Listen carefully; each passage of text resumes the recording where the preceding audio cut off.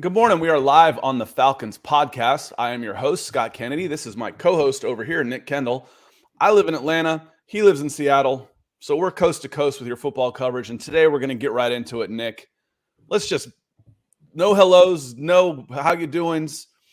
Is Arthur Smith coaching for his job in Arizona this week? Yes, to an extent. This is a game that you pretty much have to have. And I don't think that they lose and he's gone in the immediacy, but you lose this game, the scales have tipped, and you have to go on a pretty spectacular run down the stretch to make up for it. Like one Arizona loss equates 3 wins after the bye. So they need to take care of it here. And he is should be feeling the hot seat. Things have been going pretty poorly for him this year, a lot of decisions. And then, as you've mentioned many times on here, if you're winning games and making brilliant calls left and right, you can kind of have an air of arrogance out there. But when things are rough like this and you keep, puffing your chest out when people are asking questions about things, being the, well, I know more than you kind of air that you get from Arthur Smith, it runs pretty thin pretty quick. If you're watching on YouTube or you're watching on Facebook, either one, I put out the clip yesterday of 3 minutes of him asking, can you explain your play calling in the red zone and your personnel decisions? And he went on 3 minutes. It sounded like a filibuster. And I just titled it in the description. I'm like, is he overthinking this? And I'm like, come on, man. It's not that hard. Get your playmakers the ball. That's why you've got them. I don't care. I'm exaggerating, okay? So I do care about matchups. But over the long haul, across the broad sample size, I don't care what the matchup is. My guy should be better than yours. That's why I drafted him this high. Whether it's Kyle Pitts, Drake London, I know he was hurt last week. Whether it's Bijan Robinson, I've got to get them the ball. I have to. And I would give him more leeway on this. And I've said this about the quarterback situation. I gave Mike Smith more flack. I gave him a longer leash because Thomas Dimitroff was building that team. And when they fired Mike Smith, I said Thomas Dimitroff should be out the frickin' door with him. I gave Dan Quinn more slack on it because now Dan Quinn made his own mistakes. I know. But he wasn't the one that was building that team. That was Thomas Dimitroff. Arthur Smith was hired before Terry Fontenot, and they have been co-general managers. They say they do everything in tandem. They do everything together. His hands are all over this team and the personnel decisions that have come in. This isn't like, I've got a run and shoot general manager and I want to run the ball. I'll show you, I'll bench all your guys. No, these are together. You're complicit in the guys that you have chosen, Nick. Yeah, without a doubt. I mean, they've been building the team in Arthur Smith's vision for a bit while getting the cap relatively right. And it's not working right now. I mean, all these highly drafted assets that you took have been ornamental rather than instrumental in the function of your offense. And something we talked about a lot, Scott. I mean, I don't know exactly because we do so many of these shows, but we kept saying that there's a lot riding this season on that quarterback position and the unknown there. I mean, in the offseason, we kind of, how can these people say that the Falcons quarterback room is the 30th out of 32 in the NFL? We just don't know. But it makes it pretty darn tough to win football games if they play up to the level that we've seen from Desmond Ritter and Taylor Heinicke so far. Right. And again, if this was someone else who would come in, I'd say, oh, let's get him a quarterback. You chose these guys. You chose not to go and try and get Justin Fields. And I know there's going to be people in the comments say, well, Justin Fields is a bust. He wouldn't be any better off right now without it. Well, listen, a pass-catching tight end is a luxury pick. And you can't afford a luxury if you don't have your quarterback situation settled, which was the big question when it happened. Matt Ryan is old. That was when he was drafted. He had a good season under Matt Ryan. Okay, well, what are you going to do after Matt Ryan? His contract was unsustainable. Marcus Mariota's your big plan? Okay. And then to Desmond Ritter? Okay. Now we're in year 4 of Kyle Pitts' contract. We still don't know what the hell you're going to do at quarterback. Mm-hmm. That's a problem. The other big problem I have, Nick, we're talking about we're in year 4. What are the 2 biggest problems that this team has had for years? On offense, the quarterback's been in question. On defense, the pass rush. Nick, you sent me this post. I'm gonna go ahead and share this screen. I'll see if it can come up a little bit. But it was from Warren Sharp. And I'll bring it up here. I'll see if I can zoom as much as I can. But what you're looking at here, and I'll describe it for those of you listening after the fact, the average time to record a pressure. So I've said before, well, the people have come in the comments and stuff. Well, the Falcons are getting pressures. Are they? Are they really? Because it doesn't feel that way to me. The seat of the pants analytics is saying they're not getting pressures. All pressures are not created equally, y'all. Mm-hmm. This is how much time it takes for each team to get a pressure. Number one, 2.29 seconds, Cleveland Browns. They're getting pressure on the quarterback in 2.29 seconds. All the way down here at number 31 is the Atlanta Falcons at 2.69. At a full sprint, a tenth of a second is basically a step. So I have 4 extra steps to make a decision if I'm the quarterback. So that means, we're getting pressure. That's because you're getting more time to hold the ball. I am holding the ball until the pressure comes, and then I'm releasing it. That's not a pressure. That's not getting pressure on the quarterback. That's the quarterback deciding when he wants to throw the ball. 3 years into this thing, the quarterback situation is still a mess, and the pass rush has not gotten any better. Those are 2 pretty big fundamental things in this game, Nick. Yeah, without a doubt. I mean, the Falcons are still, somewhat middle of the pack in pressures overall. Total pressures, but here, look at this. What's that telling me? Again, that's just telling me that the quarterback is deciding when he wants to give into the pressure. Okay, now it's in my face. I've had an extra half a second, which is an eternity, to throw the ball. They've gotten away with it to a certain extent because look at the quarterbacks they've gone against. 5 of their games have gone against guys that had 9 total starts in this league. 9. Mm-hmm. 9. Josh Dobbs cut them to pieces. Josh Dobbs coming off the school bus, hopping in and saying, let's play ball, y'all. Picking guys, picking his hides, and goes in and just tears them apart because they cannot get any pressure on the quarterback. And then when they did, they didn't tackle him. And then if they did, he'd escape out the right side and run for a bunch of yards. There's a lot wrong. But again, the 2 fundamental problems with this team have been in existence for years. They have not been fixed. And the thing is, Nick, it's easier to get a pass rusher and just say, okay, plug and play. Mm-hmm. Haven't done it in 3 years. That's not so easy at the quarterback position. And when you're banking your hopes on a 3rd-round pick, when you're hitching your wagon to a 3rd-round guy, if this was Justin Fields right now that was struggling to this extent, we might be willing to give Arthur Smith a pass and say, let's get him a quarterback. This didn't work. At least they tried. But when you are arrogant about your 3rd-round pick and who you bring in and it fails, brother, you're out the door when it fails. Yeah, I mean, they've been in a tough situation with the quarterback spot, right? Like, I feel like I'm almost on the opposite end. And, these are picked quarterbacks by this team, but they're also not, legitimate quarterbacks. You went the dice roll route. Well, maybe you go in this offseason and you go and get something a little bit more sure that has upside and make a competitive offer for a Kirk Cousins type, not the Marcus Mariota bucket. That's not the type of known quantity I'm talking about here, but a quality starting quarterback. You'd have to pay heavily to bring in Kirk Cousins, and he's going to be older, and it would be for 1 year maybe. Yeah, it's who knows what that exactly looks like. I mean, there's a lot of I could see. Heck, if Brock Purdy struggles a lot down the stretch, maybe we talk about him going to the 49ers and linking back up with Kyle Shanahan. But it's a tough situation for the Falcons, and a lot of it starts at quarterback, but also I think a lot of it starts with just understanding where your offense is. I mean, Arthur Smith has data of what this team does well at, and Scott, just looking at their EPA in terms of and that's expected points added for the non-stat heads at home, but a night and day difference for their offensive output from an under center offense compared to a shotgun offense. They are 7th in the NFL in EPA per play under center offense. Under center because that's when I'm running the ball and have the threat of the play action pass. But they still even pass the ball okay. They're 10th in EPA per play under center, so I'm sure the play action has a lot to do with that. They're 7th in EPA per rush. But then you get to shotgun. And I go empty. Oh, my goodness. When I have questions at quarterback, why not send out 5 receivers and go empty and give away any threat of the run? My God, it's ridiculous. Yeah, that is insane. Going empty with this team is insane.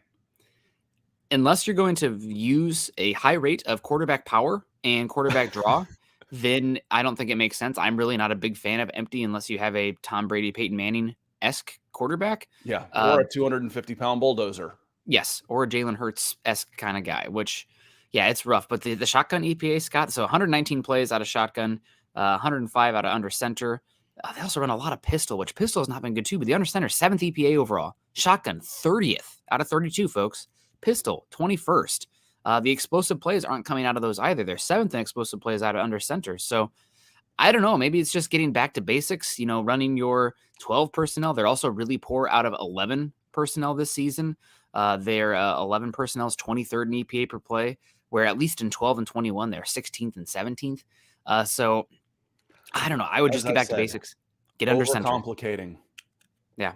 This is not a difficult game, and I really, Nick, you've seen me do it. You see me roll my eyes whenever we start talking about all of this stuff that makes this game sound harder than it is. Keep it simple, stupid. If it's too complicated for a dummy like me to understand, it's going to be too complicated for the guys that you're trying to get that shuffle in and off a roster every year. And lineup, don't try to fool them. Oh, they're expecting the Bijan Robinson. We'll show them. We'll run a jet sweep with Jonnu Smith. No, just no. We have big questions at wide receiver, so I know what we'll do. We'll line up 5 wide with 2 running backs in the slot and 2 tight ends in the slot and 1 gigantic wide receiver and try and get separation. No, just no. Listen, we go live every Monday and Wednesday because we like to say hello and we like to be interactive. Thank you for letting us go on that rant here for just about 10 minutes. Now we want to say hello to some folks that have come in nice and early, like John Harrell.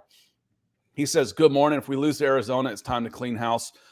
I agree with Nick on this one. I don't think Arthur Blank is one that will pull a trigger in the middle of the season. It happened to Dan Quinn because Dan Quinn should have been fired the year before. That was 8 games too late. And he rectified that mistake. Arthur Smith, unless there's something goes horribly wrong other than a loss, and I'm talking like off the field stuff, he's going to finish this season. There's a gigantic brawl on the sidelines or something just completely embarrassing that you can't account for. He'll be here. He'll finish the season. Michael Ranquillo, good morning, Scott and Nick on the Falcons podcast. Good morning, Michael. Appreciate you being here. And he likes the Falcons, James. He's out in Arizona, out in Tucson. He goes 24-10 Falcons Cardinals. We'll get into that one here in just a little bit about the game itself. Corey Ellis says, good morning, Scott, Nick, and the rest of the Dirty Bird family. Good morning, Corey. And Austin says, I hate watching these games. We 100% should have won, but the self-inflicted wounds are just too much, both offensively and defensively. So, Nick, I think Arthur Smith, and I'm on record, I think he did a great job with the team the last 2 seasons. These teams should have been 3-win teams. They won 7. They overachieved, absolutely. One of the ways he did that, and the Falcons did it, was limiting turnovers, limiting penalties.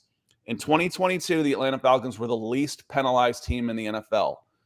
This year, they're the 6th most penalized team in the NFL, Nick. Last year, they only had 21 turnovers all last year. 21 all of last year. Just a little over 1 a game. This year, they already have 16. And frankly, it feels like it could have been 25. Twice as many turnovers. Yeah, I mean, 50% more penalties, Nick. This team has regressed when it comes to the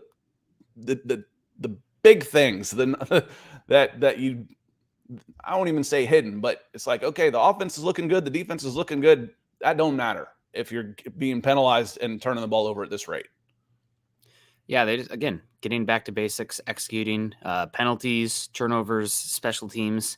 This Falcons team is not rolling over teams to the level that we thought they could this season. And even in games they should be winning, favored in. So hopefully clean a lot of that up. And I think it should be something where, like, what was it last year where we'd see games and the offense wasn't really working and Arthur Smith would eventually hit the F it button. We're just going to pound it down your throat. See football, eat football to the opposing defense. Which he did in the 4th quarter with Tyler Algier, and he was running out there in the 4th quarter, and that's what worked with Bijan Robinson and Kyle Pitts on the sidelines, with Jonnu Smith, Michael Pruitt, Kaderil Hodge, and Van Jefferson, along with Tyler Algier. Those were your five skill players out there. If it Yeah. works, fine. But I got a little testy about this on Monday. If it works, hey, it worked. That's fine. That's great. Why are you then spending top 10 picks on skill guys? Why? Yeah. Why? Yeah.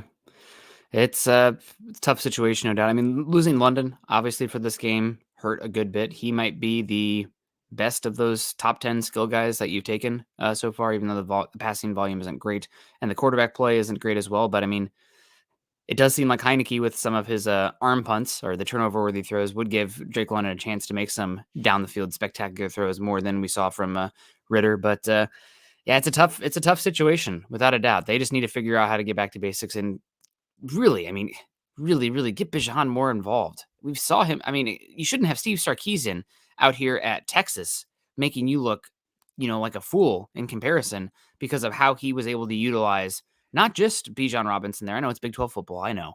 But he also had the other running back that we really liked at Texas last season. I mean, there was Roshan Johnson. There was plenty of touches to go around to have both these guys healthy and good. Why can't you not figure that out with Algier and Bijan Robinson? I mean, because I'm turning the ball over, and it's limiting my touches. Maybe I'm playing straw man here, steel man here. Yeah. Every time I want to do something, there's a negative play. Okay, well, who's that on? Why is that still happening? Every time it's like we get 1st and 1, I'll just pound it right up the middle. Oh, false start.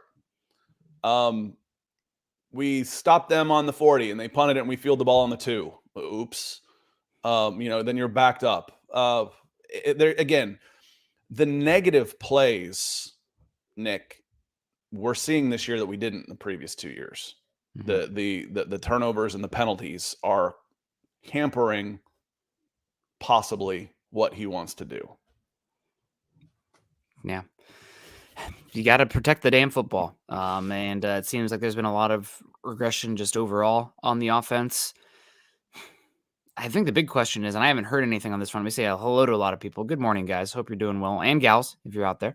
Are you pulling the hook on Heinicke immediately back to Ritter here? Have we heard anything on that? I mean, I haven't heard what's the plan there. It's basically, this is your chance. Go out and win. You'll probably keep it. Go out and lose. We'll probably go back to Ritter after the bye. So Heinicke will still be the quarterback. Yeah, Heinicke's starting this game. And Michael Poole comes in. He says his philosophy of having tall receivers hasn't worked. You need separation over height. Arthur makes a lot of bad decisions. Prove that Derrick Henry made him look good as an offensive coordinator. He's not ready to be a head coach. We need to move on from him. I'm very biased towards the big receivers. I really am. But big receivers can get separation too. Big and fast is still the best. That plays in any system at any time. However, as I'm evolving that opinion, as I'm watching, I've kind of always taken an accurate quarterback for granted when I'm talking about this. It's like, oh, well, why do I like big receivers? Because they're always open. Well, if you throw it to them, they are. If I throw it up above their head, there are. But if I'm overthrowing or underthrowing, there's no room for adjustment there because there's a body in the way. So Matt Ryan was extremely accurate. We can say the positives and negatives of Matt Ryan. I know people fall on both sides, but even his biggest detractors will say he could knock the dime off a teacup at 20 yards. He's putting a ball where Kyle Pitts is always open with that wingspan. That hasn't happened since. And again, until you get a quarterback that can do those things, your skill players, especially outside, what's the word? Superfluous. They're surplus to requirements because you don't have what you required, and they're luxuries. They're luxuries, Nick. The one, and just straw manning back at you here. The one thing I will say is that in theory, you still have those talented players in place. And this is just a 1-year sample size where you didn't get it right at quarterback. But who's to say you're not committed to these guys by any means? I mean, it feels like it's forever, but a 1-year go of it is, we didn't get it. We'll wash our hands of this. There's no real cap ramifications. We do have a lost season when we did not take advantage of a defense that is playing pretty good football. Vikings, whatever the heck that was aside. But you can reset there and you still will have those guys in place. And maybe it makes it that much more interesting to bring in a guy to competitive. Now, granted, what quarterbacks worth their value are hitting the open market, that's another question entirely. But I don't think they're a complete waste long term. They look like it right now, but they're still in place to help whoever comes next. Or unless Lance Ritter comes takes a in, step he forward. says, if we lose to the Cardinals, Smith needs to be out the door during the upcoming bye week. I don't think that'll happen, but I don't necessarily disagree with you. So Jeff Schultz of The Athletic actually confirmed Smith has more power than Fontenot on the Twix machine. I don't know one way or the other, but Jeff's been in Atlanta for a long, long time. And again, at very least, they've been equals, Mm-hmm. So again, at the top, as I said, I'm not willing to give Arthur Smith a pass on any of the personnel. And y'all know I will take it out on a general manager if need be. I've been pissed at Thomas Dimitrov since about 2011. So I've got that good old Irish grudge going on. Let me see here. Jay says Justin Fields is not a bust. He just plays for the Bears. I don't think he's a bust either. I think that would have been the right pick at the time. Would it have worked out? Who knows? What I know right now is that what I was afraid of with Kyle Pitts is coming true. You can't take advantage of his skill set because the rest of your team isn't settled, and now you're going into year 4 of his contract of a 5-year deal with still no answer at quarterback. That's the thing. It's not like you're going, okay, we're ready to go. We got this thing set up just the way we want to. We're at year 4, year 5. We're making a run. No. You're going to year 4 and you still don't know what the hell you're doing at quarterback. Here's a question for Nick and for all y'all out there. And I know the answer on this one for Falcons fans. But if Arthur Smith is back, is there any chance he would go with a rookie quarterback? I mean, he's coaching for his life on that one. He would have to go for a veteran, wouldn't he? Yeah. So if you want to go rookie quarterback, you have to make a change. You're probably right. Timeline wise, unless you are in a position where you can go get one of the top guys, which it would take a pretty incredible fall off to, I think, be in range to do that. And that also probably means that Arthur Smith isn't here anyways. So yeah, you're probably right. It probably does need to be a veteran or a salvage kind of project here with a former high draft pick bringing him in, such as a Justin Fields. But that's a good point. I mean, you probably don't have time also. I mean, outside of the top 2 quarterbacks in this class, we just had reports yesterday that Shedeur Sanders is going to return to Colorado. So there's one first-round option out. For now. Yep. So JJ McCarthy is we're waiting to hear what happens with him. Tune in Saturday morning, folks, if you want a doozy of I know they play better college football in the South, but Penn State versus Michigan this Saturday should have a lot of players, and finding out what JJ McCarthy's about versus the best test he's had since, gosh, I don't know, will be a good one to get an idea of what JJ McCarthy is out there for Michigan. And the dark horse there is Jaden Daniels, who really has impressed me this year at LSU. I think he could end up being a first-round pick. He's kind of built like Desmond Ritter, which I don't love the twig quarterbacks, but damn, he plays with so much heart, and I think he has the most yards per attempt of any quarterback in football. He's down there trying to hunt and create big plays. I mean, he's been awesome at LSU this year, but would a rookie quarterback line up with Arthur Smith and resetting this? Does he have enough job security to go for that? No, that's a tough one. No, he doesn't. Yeah. He does not have the job security to reset and restart with a rookie quarterback. And at that point, let's say, let me hit Ryan real quick. And I've got a point. I was thinking about this before the show with guys like Grady Jarrett. Ryan Adonis says, this does fall on Arthur Blank and Rich McKay. They literally hired Arthur Smith before hiring Terry Fontenot as GM. Absolutely. Smith is like, I've seen some people go back and forth. They forget the timeline. It's like, well, why would you keep Terry Fontenot and not Arthur Smith? Terry usually is the general manager that hires the coach, and people just kind of get into that feeling. No. Arthur Smith was hired before Terry Fontenot. They both report up. They're on, if I look at an org chart, they're on the same level at worst. And they work together on personnel. And for the most part, who's going to deny that this Falcons roster is in 10 times better shape than it was when they took over? I think they handled overall. They handled salary cap hell pretty well. They made some tough decisions on Matt Ryan and Julio Jones and Deion Jones, the right ones in my opinion. The draft has been kind of hit and miss. My friend asked me, he's like, how do you think the drafts have been? I was like, and I kind of went through it and I was like, there's some good and some bad in there, but the first round picks don't necessarily make sense according to the team philosophy and having no quarterback, but there's some good players in there. Taquan Graham, Avery Williams, he's been a miss on special teams. Tyler Algier's been really good. Richie Grant's been meh. Jalen, Michigan tackle, bust. Mayfield, that was a terrible pick. Ogundeji was later, so so be it on that one. But it's been, for the most part, it's been okay. It's been some hit and miss instead of all miss, which Falcons are kind of used to. But Nick, I don't. This roster is good enough that they shouldn't have to go for an all-out rebuild, and reset. And if I am someone like Grady Jarrett, and I'm a Falcons fan, and the Falcons make another move at head coach and decide to go in with a rookie quarterback in April, if I'm Grady Jarrett, I want to say, guys, I'm at the end of my contract here. I'm at the end of my life cycle here as an NFL player. I'd like to move on. I'd like to go play someplace where I've got a chance to win. I can't do this again.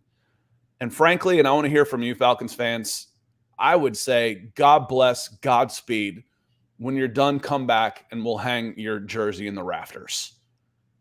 I would back Grady Jarrett 100% if he handled things the right way and did it that way and said, listen, I'm 32 years old. I've got a couple more years left. I cannot go through this again. Godspeed, Grady. God bless. We're with you. And we're going to put your name in the rafters when it's all said and done. Yeah, just don't send him to Kansas City. I don't need to hate him. That would be very upsetting to have him and Chris Jones on the inside with what Spagnuolo's doing there with the Chiefs defense. But yeah, it's I would not blame him one bit. You're in a weird spot though, Scott. I mean, we kind of went through the quarterbacks already, at least the guys that I view as a top. I did not mention Michael Penix or Bo Nix there for a reason. But here's what I'm going to read this to you. Here's what Mel Kiper Jr. had to say. He said they're projected to pick in the middle of round 1, but the front office should be aggressive in trying to move up, especially in a deep quarterback class. Now, if I've got a deep class, I wouldn't work that hard to move up. That, to me, that contradicts itself a little bit, but let me go on. Shedeur Sanders is my third-ranked passer and could be available late in the top 10, but some NFL teams also like Bo Nix, Michael Penix, J.J. McCarthy, and Jaden Daniels as potential first-rounders. So there will be some guys in there as potential first-rounders. And again, those are the names right now from Mel Kiper Jr. And some of those feel like they could be a little bit of a reach, but if you're 15, 16, 17, you got to take a shot, don't you? You have to love the guy, though, too. At the same time, you should not just take a quarterback to take a quarterback because of what that does commitment-wise and for the rest of the roster and the timeline-wise. So, I don't know. It's a tough situation. Like we just said, yesterday it sounded like it wasn't confirmed news, but it sounded like all but guaranteeing that Sanders is going to be back for Colorado next year so he can come out with his brother, Shiloh, in 2025. Shedeur has a chance to play a lot better next season and be number 1 overall. So he might not come out. J.J. McCarthy is an interesting one. Jaden Daniels will come out. Michael Penix will come out. Bo Nix comes out. You're talking about guys who are 23, 24, 25 years old because of the that's all right. They can play for 10 years. We'd take 3 years of competent quarterback play right now in Atlanta, wouldn't we? That's true, Scott. But there has been data done that quarterbacks sometimes like hit 3 different growth spurts, and one of them tends to happen about 24, 25. So have you already gotten that in the college level? Or are they going to be stagnant when they come in compared to a 22-year-old who, gets the next bit of snaps and then they take that next level? Have we already seen that next level from those guys? It's a tough thing. Everybody's different. I mean, Joe Burrow was drafted 23, 24, and he's continued to grow and get better. But it'll be interesting to follow, without a doubt. It is a deep quarterback class, Scott, but I think it's deep in like day 2 grades kind of guys, not the top guys. So it will be interesting to see. I know that there's going to be a lot of discussion about Bo Nix and Michael Penix as well. And honestly, out of the older guys, I would take Jaden Daniels from what I've seen this year. But you might be in a spot where you fall in love with one and you take a shot, but I would not bank on it right now. And older quarterbacks outside of the number 1 or number 2 thing is going to start becoming the norm, Nick. You think? I think so, just because guys are going to stay in longer. If I've got why be a day 2 quarterback if I could stay at a big Power 5 program and make $6-7 million? You're and correct. Be a campus god for another year. You're correct to an extent. This is the last year of the super old ones. I just think we're going to see more 4 and 5 year guys, not the 6 and 7 year guys like you're saying. Yeah, and I wouldn't be shocked. And also one thing about the older quarterbacks too, and you should be excited about this, Scott and listeners, is that a lot of those guys will be eligible for the Senior Bowl. So you can see them in that even field setting. Bo Nix without the best wide receiver in the Pac-12 and the best offensive line in the Pac-12. Did I say Big 12? Those kind of things matter. Michael Penix without the best wide receiver trio in football. A little bit more of an even playing field with those older guys. So should be fun to evaluate. It's a tough spot, Scott. I think that I mentioned it earlier. I feel like I was the first person to throw it out there. I didn't see anything else, anybody else mention it, but I have heard it since then. But if I was the Falcons, you have a lot of flexibility right now. You got draft picks. Could you make a competitive, aggressive offer for Kirk Cousins? And then he gets hurt. Yeah, and then he gets hurt. What was his injury? I don't remember. It was an Achilles. Oh, at least that's not as bad for a quarterback as it is for a different skill position player. That might be, other than even punter. That might be if I could pick an Achilles. Hey, someone on your team's blowing an Achilles. I might say, all right, the quarterback is where it's least going to affect him, especially a pocket passer.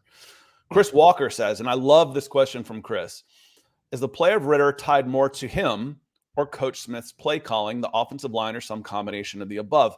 Again, I think this is so important because on the arguments you see on social media, online, chat rooms, discussions, everything, it's always so binary. Taylor Heinicke struggles. See, it wasn't Ritter. Well, that doesn't mean Ritter was the guy. This guy's struggling. Okay, well, maybe everybody's going to struggle. I think, Chris, it is a combination of the above. I think 2 things can be true at once. I think Arthur Smith is doing a poor job with this offense. And right now I'm leaning really hard to the fact that Desmond Ritter is not going to be the guy in the NFL. I think both things can be true at once. And if that's the case, the Falcons are in the market for a quarterback in 2024, and they're probably going to be in the market for a coach at this rate. And this is one reason that I didn't love pulling Ritter when they did, because we're still trying to evaluate. There were some positive things that we saw from Ritter, and I felt like the turnovers, specifically the fumbles in the pocket, that's something that I think is coachable and correctable, personally speaking. And Heinicke looks like the same guy Heinicke's always been, kind of almost a Ryan Fitzpatrick-esque player where he's going to be aggressive and take shots, but there's going to be 3 to 6 WTF throws per game. So it's a tough situation, and almost feels like it was made out of desperation from Arthur Smith. And those players can smell that. They're sharks. They can smell the blood in the water. So you're making that move to that guy, unless, we're not seeing what's happening in practice. Maybe Desmond Ritter is really struggling and Heinicke's out there lighting it up. I doubt it based on the overall sample size and how good Atlanta's defense has been this year overall. But I don't know. That move still has me questioning things a bit, because what's the confidence like with Ritter now? Can you get that, in-season momentum that you have going there? Is he going to be playing scared in the pocket? Like playing not to make a mistake, which you got to protect the football, but you also still have to be hunting, right? It is a hunting position out there trying to make big plays. So they're in it. I think that was a miscalculation on if I had to say, and that could be one that sinks the ship here. Yeah, we'll see how it goes coming out of the bye week. This is a must win without a doubt. Are you coaching for your job in Arizona? You might not get fired after Arizona, but the decision could be made after Arizona, and then you're just coaching out. You're just running out the ground ball at that point. So I don't think a move could be made, but I think a decision could definitely be made if it hasn't been already. But Chris, I do think it is a combination of several, and this is stacked. You can't see them because it's on 2 different platforms. On YouTube, these were 2 consecutive comments here, and because Quinn Destroy comes in on YouTube and he says, is the lack of an experienced center, the reason why the offensive line is not looking how it was last year. Well, Quinn is the same center.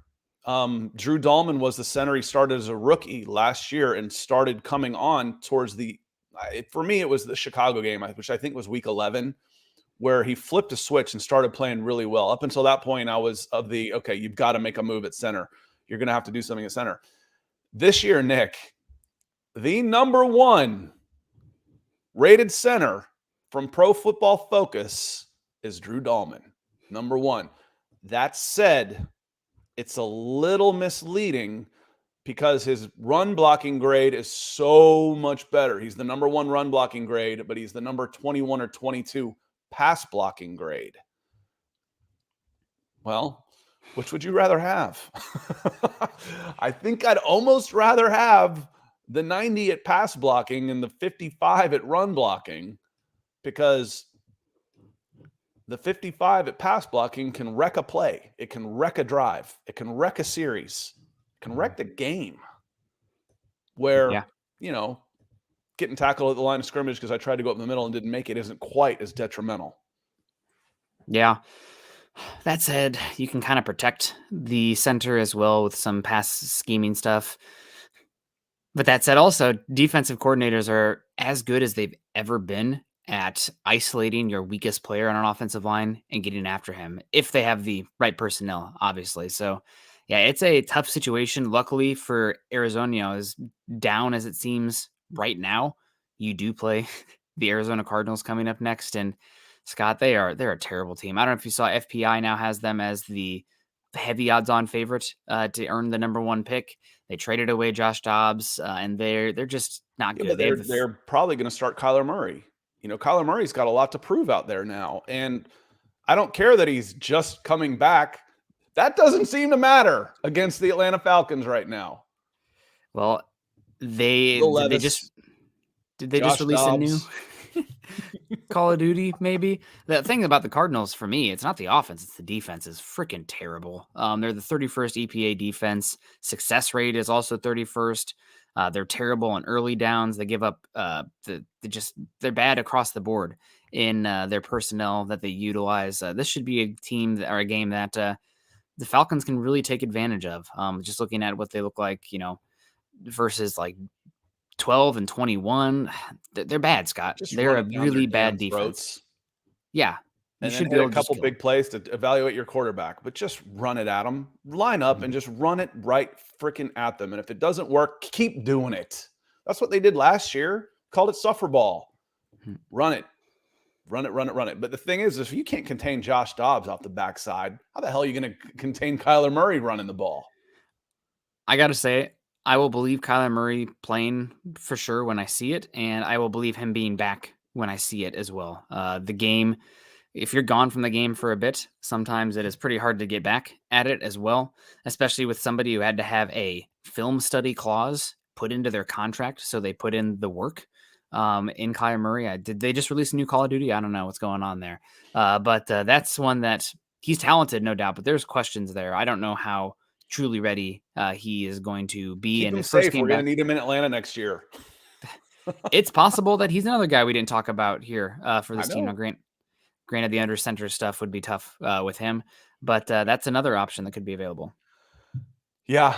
Again, we'll see. I'm not convinced that Arthur Smith's going to be back. If he is going to be back, it's going to have to be with a veteran quarterback because he's coaching week to week at that point. And if you're coaching week to week, you mentioned the phrase earlier, the players can smell blood in the water. That's a bad way to be, man. Moss, good morning. Hope you're doing well. It's good to see you. Daniel has a great point. Daniel Mitchell comes in, and I love this because I was thinking the exact same thing. And, frankly, I judge commentators by if they say what I'm thinking. So we're sharing a brain on this, Daniel, and I love it. He says, my question is, what does it say about the team that we are in a must-win game against a 1-8 team as a 1-point favorite, by the way? Changes need to be made regardless of outcome. This is his team. This is the third year of a 3-year plan. I agree. Let's just forget everything we know about the last 2.5 years. Let's look at where we are now. This team has lost, 4 of 5, 4 of 6, somewhere in there. No quarterback, no pass rush, and you're barely favored in a must-win game against a 1-7 team who is actively going for the number 1 overall pick? Where is the state of your program? If I'm judging it based on that, this decision's already been made. Now, I'm not judging it on that. There's still 8 games left to turn this thing around. But have you seen anything that makes you think that this thing's going to hit a bounce and go back in the right direction anytime soon? I don't, because something's got to change, and nothing's changing. The play calling, the quarterback play, not good enough. Pass rush, not good enough. Those things aren't going to magically fix themselves.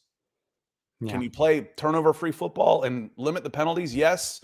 And that would be good enough to put you at 7-2, for God's sakes, Nick. It would.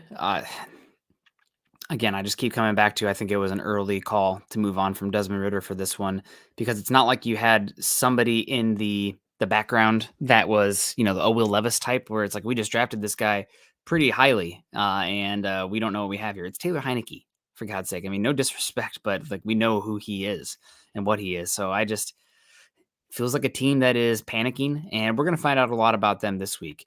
I've seen teams, Scott, I've covered a lot of bad Broncos teams with inept coaching and whatnot, and you can get a get-right game every once in a while and, feed off that for a little bit, especially going into the bye.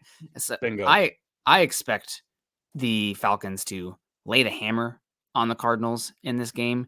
I expect them to, Arizona is a bad team, Scott. They're just so terrible, especially on defense. So I think you're going to be able to go in there and just lean on them with your offensive line.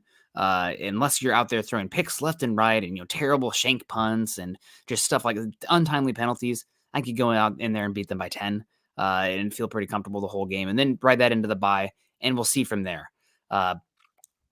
That's one thing that makes me concerned about Heinicke as well, because he's somebody who can throw a pick six pretty early, and then the entire script of the game changes. But we'll see. I expect Falcons to definitely out-talent the Cardinals in this one, win this one, have a little bit of belief, be back there at 500, and then we'll see what literally a playoff stretch the last half of the season. Lots of questions on Drake London going into this game and that groin injury. Right now, my guess is today he would be limited in practice. We'll wait for the designation, and then questionable going in, and I think he's got a decent chance to play. You shouldn't need Drake London to beat the Cardinals. So if I've got a chance to rest him, I'd rest him this week and get a full 1, 2, 3, almost 4 weeks off from the last time he played till the next time he played, at least, 3 weeks and change plus the time between games. I would be that way. And J. Lubin comes in. Sorry if I screwed your name up. I apologize. He says the red flag started when Atlanta took a tight end at number 4 and starting the new regime with a rookie quarterback. I don't know if I put that in writing or not, but I've definitely said it. It's ironic that the very first decision that this regime made could be the decision that gets them cut. Again, I'd be willing to give this team more leeway, Arthur Smith more leeway, if he had taken Justin Fields and it didn't work out. Okay, well, the quarterback didn't work out. You're in a position, you're gonna have to start over and give it again. Let's see. But the arrogance of the naivety of looking at that team in 2021, who had a Swiss cheese defense, couldn't run the ball. The offensive line was god-awful. You got a 36-year-old quarterback on a massive contract. You got Calvin Ridley. It was still there at the time.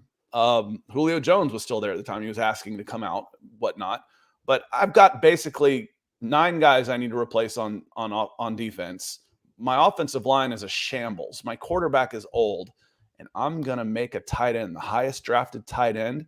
You want to talk about arrogance? Take Kyle Pitts out of the equation. Okay, Kyle Pitts is great. He's being underused, blah, blah, blah. Fine. It was naive. It showed a lack of foresight for this team. It told me everything I needed to know about the planning of this team when you're making that pick, Nick. Mm-hmm.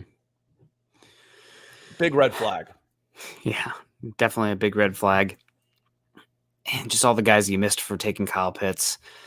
It's still early, though. He's still young, and you have a lot of time to hopefully get it right and get the quarterback right. And those pieces, the talent. Chase be any better right now?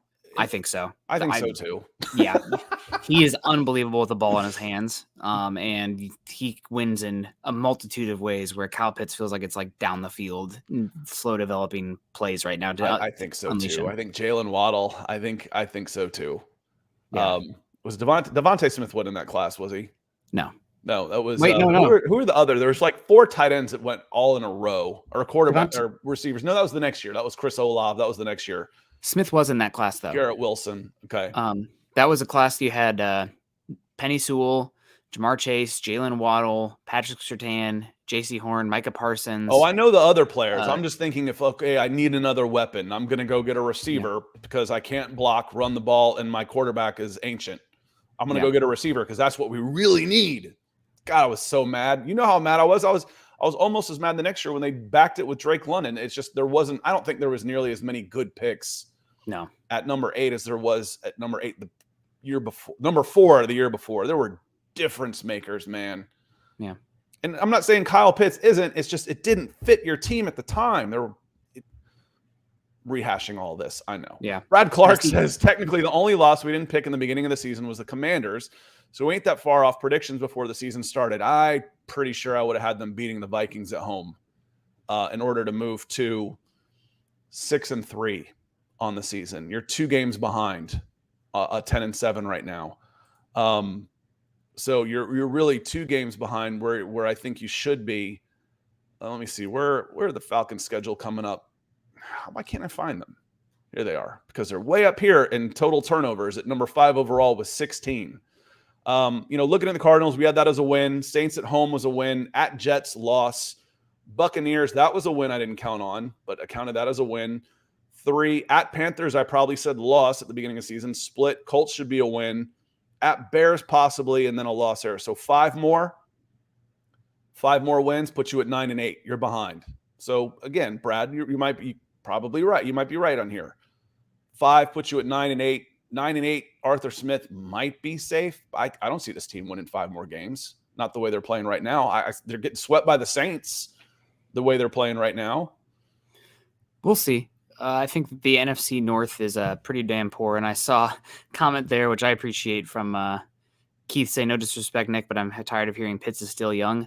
I mean, he just is. The only point of saying that is that you shouldn't say that he's a complete bust or you give up on him just yet, because the talent's still there, and tight ends typically take a little bit of time. So if somebody, like, let's say you put him on, I don't know, you flip him to the Chargers right now, like, he's going for 1,000 yards. I have no doubt that he's going for 1,000 yards with Justin Herbert in the Chargers offense. So, or you put him with Dallas or anything like that. So I would not punt on him completely. There's still talent there, without a doubt. The problem with that, Nick, and I agree with you, I'm not ready to give up on Kyle Pitts as a prospect. However, we're going into year 4 of his controllable contract with the Atlanta Falcons. I'm getting real close to giving up on Kyle Pitts with the Atlanta Falcons. Mm-hmm. He'll be a 24, 25-year-old free agent and could go on to have a magnificent career. But you weren't ready to use him when he was going to be cost-controlled on his rookie contract. And by the time his rookie contract is over, he might say, to hell with this, I want out.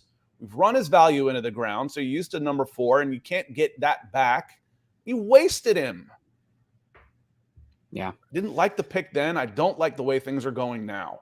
Tyree Butler. Hey, Scott. Who's seen Cordero Patterson? I think he was on the field for 9 plays. Is what I looked, Tyree. He's on the MIA list. Yes. All of the talk at the beginning of the season, Bleacher Report was obsessed. They must have been getting click after click after click every time they wrote Cordero Patterson trade can. I'm like, there's no way Cordero Patterson is getting traded before this season. No way. Should have. Absolutely should have. John Harrell has a stat that makes us all a little nauseous. Bijan Robinson, through 8 games, has 3 touchdowns and 2 turnovers. 1 rushing touchdown, if I'm not mistaken, on that one. Yeah.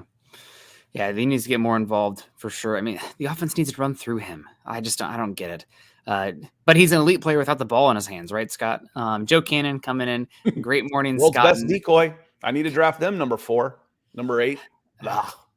Yeah, great morning, Nick and Scott. Does this team look like a 10-win team at this point in the season? They don't look like it, but one thing I did want to circle back on here, Scott, is that the state of the NFC South is still very much up for grabs, not just immediately, but long term as well. So, like, even though things seem bleak right now, it's not like you're in the AFC West and you have Mahomes and Herbert in your division, or hell, any of the teams. What the AFC South is going on right now with Lawrence, Stroud, Richardson, and Levis. I mean, there is meat on the bone and opportunity galore in the NFC South. Now, one hit at quarterback changes that, but Bryce Young does not look like a hard hit right now, and that's a team that is going to be missing talent, probably going to dip or stay as bad as they are for a few seasons. I just don't see the avenue for them right now. Tampa Bay is very much up against it salary cap wise. They're old, Scott. They have old players. You know what's worse than being old? Being bad and old. Yeah, actually, being mediocre and old is probably. They're not bad. They're 5-4. Yeah, but and they've got a rebuild coming. And the Saints, I mean, they just keep kicking that can, but like at some point you think they'd have to be like, okay, we need to, in order to be more aggressive and really get a chance at a Super Bowl, we need to get the money right. We need to balance the books. So there's still plenty of opportunity to be had for this Falcons team in the immediacy and the 3-year perspective as well. So I still would not sell my shares on this Falcons team. I might sell them on Arthur Smith, so to speak, but not on this Falcons team in their situation. They still have a chance to make a run here, save Arthur Smith's job. But then after the season, it should be a spot that should be attractive to a potential head coach or quarterback or anything like that. Boomtown 89ers comes in, first-time viewer. Welcome in. Appreciate you coming in. We're getting real close to 4,000 total subscribers on the YouTube channel. So hit that subscribe button. Do me a favor. That would be a huge help to us. Could you give me a logical explanation as to why they are holding Bijan back and not feeding the ball constantly? What was the point of drafting him high? Logical explanation. He's a little dinged up after a heavy workload early. At the beginning, first couple games, I felt like they were obvious and force-feeding him the ball and not being creative in it. It was like, okay, it's 3rd and 8. Let's just focus on Bijan and we're good. We'll take care of it. And then he got dinged up a little bit. That's a logical explanation. I don't know if that's the right one, but coming in and talking about having the world's greatest decoy is obtuse at best. Naive, again, I keep using those words. Arrogant. He's not doing himself any favors out there. Arthur Smith's not. There are a lot of weapons out there. There's guys get the ball, and we talked about it. Hey, you go 5 wide, and I can get Cordero Patterson, Tyler Algier in the backfield, John Robinson in the slot, Drake London, and Kyle Pitts out there. That's a pretty good set of skill players. However, we have seen zero evidence that Arthur Smith and or his combination of either quarterback knows how to get those guys the frickin' ball. None. Nick, when I watch this offense, I see zero rhythm. Zero. The only types of passes we ever see are guys that turn around and face the ball and catch the ball, contested catch, and get tackled immediately. There is no 3-step drop, hit a guy in stride and run. I've seen Kyle Pitts do it maybe once where he's caught the ball on a slant or a quick post or something along the lines where he's catching the ball in stride and stretching out and running. It's a beautiful sight watching him open up and stretch out. Yeah. You don't see it. No, you don't. And like you mentioned, everything just feels discombobulated, a little herky-jerky. There's no real plan going through it. And that's one reason that, unless he's injured or dealing with like mono or something, but I don't understand why you wouldn't run it heavy under center through your running backs. It doesn't have to be a high volume pass game, and simplify it for the quarterback. Is that going to lead to a top 5, top 10 offense? No, but in complement to what the defense has been playing, that should win you some games in the NFC South. So I don't know. It just feels really, really rough right now. And I don't fully blame Arthur Smith too, because as we talked about, the quarterback play, I mean, even in the offseason, like you don't know. He's complicit in choosing the quarterback, so you cannot absolve him for that. That's where I keep coming back to. You cannot absolve him for the lack of quarterback when he's the one choosing the quarterbacks. He is complicit to an extent, but there's always projection in that as well. And at the end of the day, the players on the fields got to make plays. So he does have blame for that, but you also have to say, well, this is what you also have. So I think you can look at both and kind of get into it. All right, clear your mind, Nick. Okay. You just said the word projection. Clear your mind. I have a question for you. Okay. What's your projection of the career arc of a 3rd-round quarterback? hopefully they're a backup quality quarterback. Boom. Hopefully. Done. Hopefully they are a backup quality quarterback with a guy you take in the 3rd round. You are complicit in buying the groceries. Mm. And when you're in that, you do not get a pass for your quarterback play. And as Paul says, everything looks like an effing struggle with this offense. It does. It looks so hard. I don't watch basketball nearly as much, but you watch a team and it's like a semi-close game and they get in their half-court offense, man, and they work the ball around and end up getting up a contested shot and finally make it at the shot clock buzzer, and you're like, golly, that felt hard. And then the other team fast breaks down and hits the layup. You're like, God bless. They made that look easy. That's what it feels like. That's what it feels like sometimes. So I'm with you on that one. Let me see. There's some folks we didn't get to say hello to as much as I normally would have liked. Jordan was in here for sure. Joe Cannon, great morning to you. It's been awfully busy in the chat, which I love, and haven't been able to say hello to as many as our regulars, which I don't love. Talking about complicit and quarterback, you go and get one of your old quarterbacks in Marcus Mariota. Why are you getting Marcus Mariota? It was because you thought that was the right fit, or because you thought it was the right fit because you had familiarity with Marcus Mariota in the system? Handpicked. There is a great word right there for the problems you've had at quarterback, Steven. I love it. Handpicked. This guy. So now, here's a question for you. I put this up on YouTube, and people are on Facebook. People are so mad at Arthur Smith that they ended up getting mad at this question. Mina Kimes asked the question: What take has people mad at you like this? And she said, "This take: the Atlanta Falcons win the NFC South with Jacoby Brissett at quarterback." True or false? Counterfactual, but I'd probably say true. Probably say true also. I don't think she's wrong. Again, most of the comments were of the binary sort. Doesn't matter who the quarterback is as long as Arthur Smith is there. He's got to go. He's got to go. He's got to go. Okay, I'm okay with the latter, but the Falcons are still 4-5, one game behind the Saints, and have a good roster, and can overcome with this schedule poor play calling and personnel management if their quarterback play had been more competent.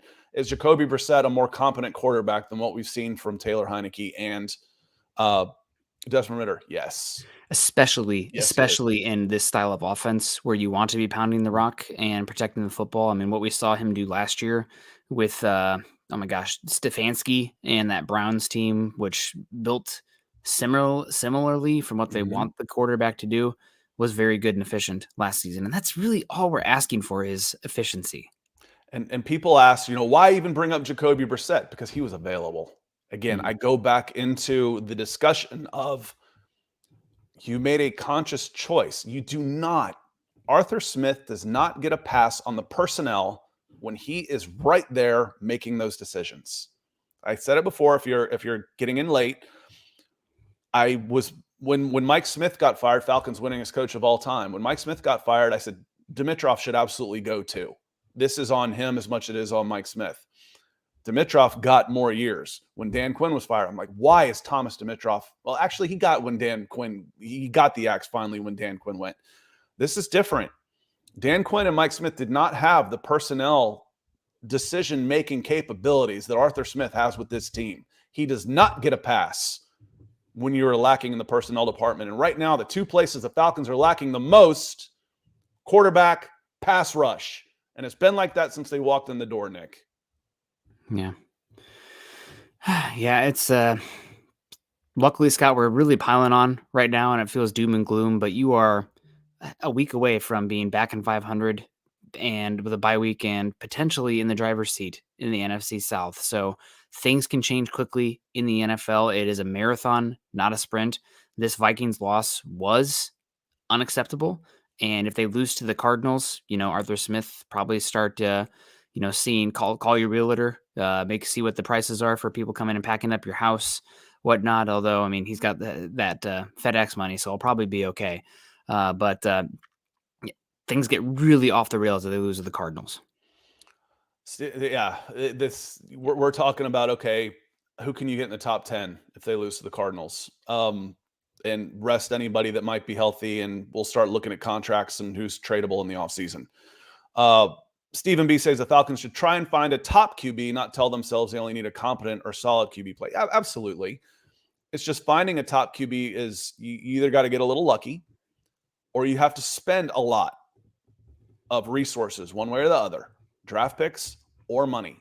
And with the money, they're usually not available. That's the problem. It's hard to go out and trade for and or get a free agent of a top quarterback. So who is available? You can't just go get this quarterback plays not, so I have to look how to get better. How do I get better at quarterback? Is there an option to do that? Yes, there will be. Will that be with a top quarterback? There might not be, but that shouldn't stop me from trying to improve. That's the point we're trying to make on this, Steven. Yeah, and this is when it gets difficult too, though, because there isn't really a mid-market for quarterback, right? You have either the top guys, and when the actual great guys are underpaid, but then you have a bunch of middle class guys, which they are vastly overpaid, and that limits what you can do. I mean, we're going to see with the Saints probably coming up here with like Derek Carr. I mean, Derek Carr on this team would be probably pretty damn good on the Falcons, but paying him what he got makes it hard to build anything else.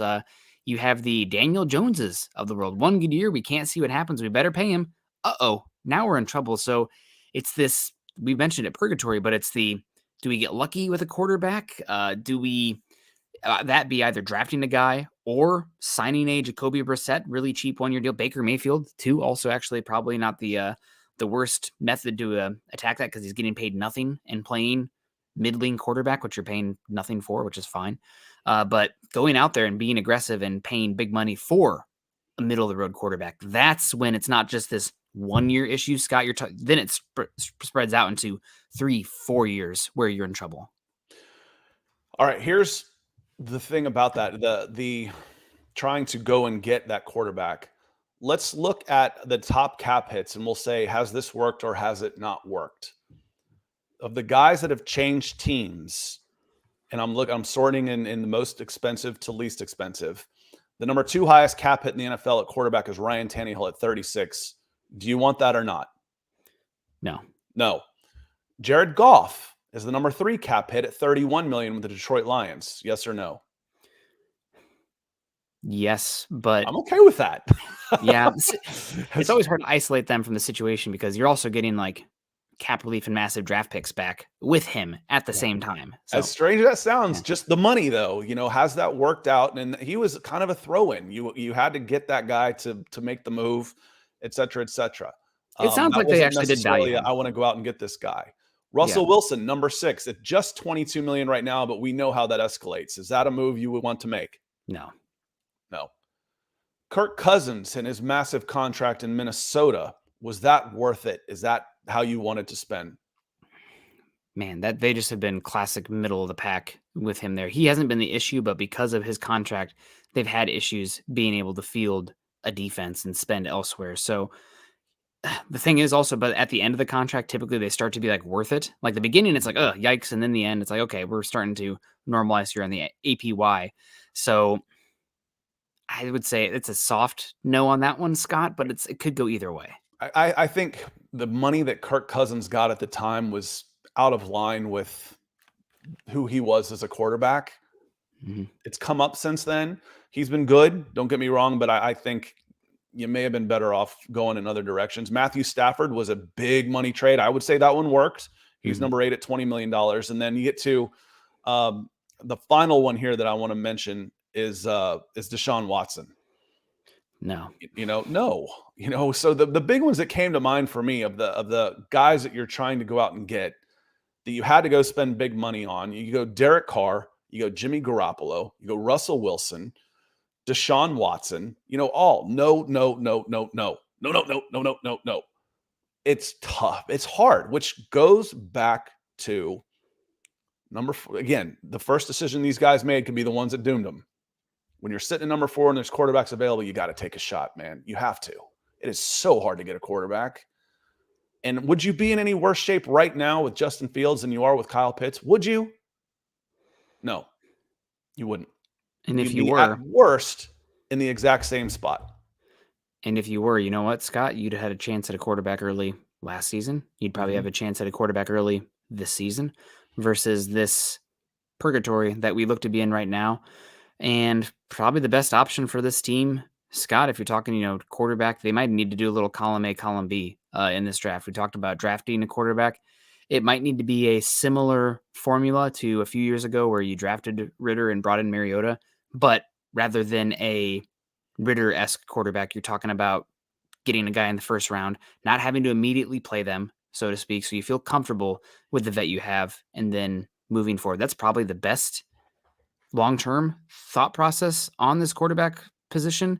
Does that line up with Arthur Smith and the timeline of his coaching seat? Maybe not, unless you get hot here down the stretch and make the playoffs. I mean, God, then we can talk. But that, which is possible, guys. But it's a tough spot, no doubt. It kind of feels like we're talking about. I'm getting PTSD flashbacks here, Scott, to the Broncos when they had Drew Lock. It's like, this is obviously not it, but you don't really have the ability to go get it, and right. And it gets really expensive. You haven't. Yeah. When you've got a chance at the top 4, you need to probably take that chance. Tyreek says Kirk Cousins would do wonders for this team. It's a possibility. And frankly, if Arthur Smith is back this year, they have to go for a veteran quarterback because he's coaching week to week. The Justin Fields talk, just, kind of a final, I hear in the comments, he's a bust, he's a bust, he's a bust. You don't want him. You didn't want him. You wouldn't be good. Fine. That's fine. I disagree to a certain extent. I think part of his problem has been the situation around him. How would that be different in Atlanta? The point is, a pass-catching tight end is not going to do any good until you got the quarterback situation sorted, and you didn't. And you haven't. Mm-hmm. So Kyle Pitts is a wasted pick at number 4.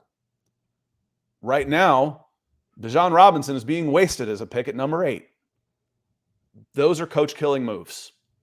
Those are coach-killing moves right now. On that note, we're going to get out of here. We had a great time in the chat. Lots of folks in here watching. If this is your first time, do us a favor. When I go back and check the Facebook things, there are a lot of shares on that, and I can't thank you enough so much for doing that. Please hit the like and share on Facebook, and if this is your first time watching on YouTube, hit that subscribe button. Nick and I go live on Monday, Wednesdays, and Fridays. Fridays, we talk overall NFL, including a lot of NFL draft prospects and some upcoming games that are going to be kind of fun to pick this week, but we go live Monday, Wednesday, and Friday, so make sure you're hitting that subscribe button so you get those notifications. Want to say thank you to everybody that came into the chat today. Nick, any last words before we get out of here?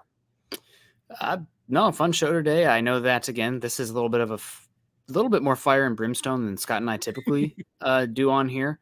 But you are, again, one win away from being right back in this thing and having a chance down the stretch. So don't get too high.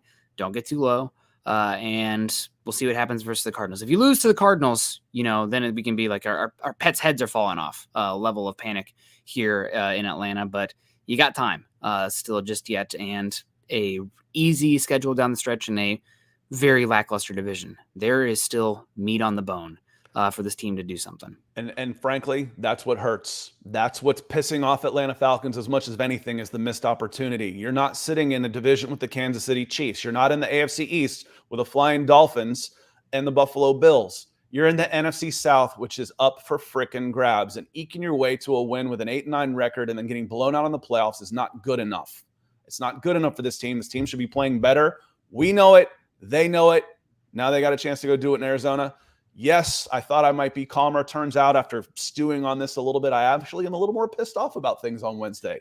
So and I don't think I've ever seen this much. I don't think I've ever seen this comment from Rusty Moore saying Nick is way too optimistic. I guess thank you, Rusty. But typically, like I said, not too high, not too low. It's a long season and a marathon, and there have been some good things here, but definitely something stinks in Atlanta right now, and people should be uneasy. So we'll find out what they're made of. I mean, honestly, there's a lot of distractions right now. We're talking about it. We're not the only ones. There's people coming for Arthur Smith in a softball media in Atlanta. No offense, but they're not hard on them, and they're coming for him now. I guess that arrogance and comes back to bite. But again, can they rally the troops? Can they circle the wagon, so to speak? Get back to basics, protect the football, cut down the penalties. Just play smart football, and you can win some games. So we'll see. A hallmark of an Arthur Smith team is they've always played hard. Now they're making mistakes now, but they've always played hard for Arthur Smith, and I've always appreciated about his teams in the Atlanta Falcons. We'll find out if he still has this team on Sunday. We'll find out. On Yeah. that note, we will see y'all back here on Monday. Come join us on Friday, Falcons fans. Come join us on Friday to talk some more football, and then we'll be back on Monday to discuss the game. So on that note, man, it's when we're through Wednesday. We got football tomorrow. That makes it the weekend for me. So y'all have a great rest of your week, great weekend, and come see us on Friday. Thanks, y'all. Thanks.